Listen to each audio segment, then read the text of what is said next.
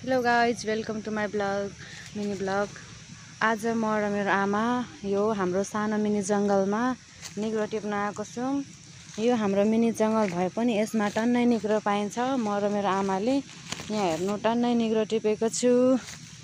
अनि अझै मेरो आमाले टिप्दै हुनुहुन्छ। कक्कालाई मनपर्छ निग्रो, आउनु होला हाम्रो गाउँमा टिप्न। यहाँ टन्नै निग्रो पाइन्छ।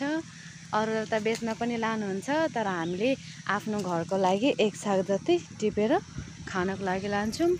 तपाईँहरूलाई पनि मनपर्छ भने आउनु होला हाम्रो गाउँमा निग्रो खानलाई। अझै टिप्दै हुनुहुन्छ मम्मीले।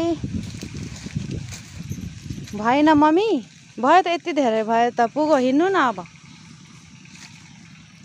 अझै पुगेको छैन, 2 छाक बनाउनुहुन्छ।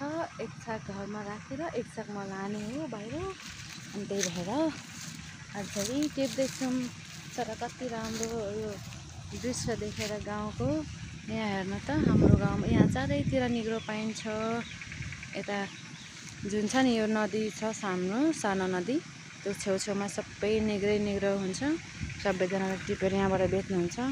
मम्मीले त एक्सपिरियन्स छ धेरै, अगाडि हेरी टिप्नुहुन्छ पुरै। म चाहिँ फेरि धेरै दिनपछि आएर मलाई चाहिँ त्यति देखिँदैन, म पनि अलिअलि टिप्दै गइरहेको छु।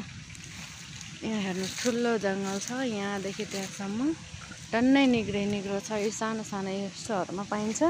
एउटा खाने निग्रो हुन्छ, एउटा नखाने। यो चाहिँ तपाईँलाई खाने निग्रो भएर मैले यसरी टिपेको। यो तपाईँलाई ठुल्ठुलो पातहरू हुन्छ।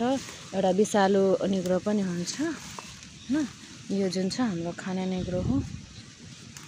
यसरी निग्रो टिपिन्छ हाम्रो सानो जङ्गलमा। बाई बाई, आजको लागि यति नै। अब नेक्स्ट अर्को भिडियोमा